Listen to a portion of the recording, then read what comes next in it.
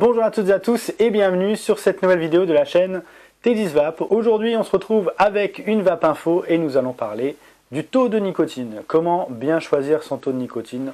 On va vous répondre dans cette vidéo. Alors tout d'abord, le choix du taux de nicotine est très important dans le sevrage nicotinique dont vous allez avoir besoin et le sevrage tabagique justement que vous allez enclencher. Pourtant, beaucoup de vapoteurs n'utilisent pas le taux qui leur correspond et du coup prennent le risque d'abandonner la cigarette électronique et de repartir sur la cigarette classique. Une erreur que peut faire le consommateur, c'est de mal juger sa dépendance à la nicotine. Ça peut paraître bête, mais un fumeur qui fume 5 cigarettes par jour peut être beaucoup plus dépendant qu'une personne qui en fume 20 ou 30. On peut l'expliquer par un phénomène de compensation, ce qui fait qu'un fumeur prendra des bouffées plus fréquentes et plus grosses pour combler ses besoins en nicotine. La complexité avec la dépendance nicotinique est qu'elle est multifactionnelle. Elle est d'abord physique, le corps réclame son taux de nicotine nécessaire, mais aussi psychologique. Elle permet de répondre à une attente, le stress par exemple. Ce deuxième facteur justement indique une variation possible de la dépendance de la nicotine. Donc il faudra prendre en considération ce facteur et adapter le taux de nicotine en fonction. Lorsqu'on aspire avec la cigarette électronique,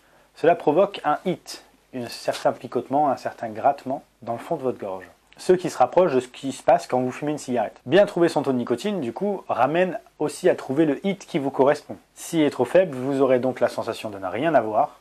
S'il est trop fort, vous ne le supporterez pas. Généralement, ce qui est bon à savoir, c'est que généralement, les fumeurs qui passent à la vape ont tendance à tousser pendant 2-3 jours, voire même une semaine après la mise à la cigarette électronique, ce qui est totalement normal. Donc comme vous l'avez compris, il n'y a pas de réponse toute faite pour le taux de nicotine. Je ne peux pas vous répondre aujourd'hui le taux de nicotine qu'il va vous falloir pour ça, ça, ça et ça, mais il y a des indicateurs, puisque dans tous les cas, il faut prendre en considération beaucoup de choses, la vie de chacun, pour pouvoir vous adapter un taux de nicotine de base pour le commencement. On va adapter en fonction de la dépendance. On considérera qu'elle est faible en dessous de 10 cigarettes par jour et donc on va vous amener à prendre 3 mg à 6 mg de nicotine. Entre 10 et 19 cigarettes, la dépendance est considérée comme moyenne. Et donc nous allons vous conseiller un taux de nicotine entre 6 et 12. Et pour les personnes qui sont au-delà des 19 cigarettes par jour, nous allons considérer un taux de dépendance fort et donc un taux de nicotine supérieur à 12 mg, pouvant aller jusqu'à 18 mg. Dans tous les cas, le taux de nicotine pourra être variable et pourra varier en fonction de vos attentes et de vos demandes.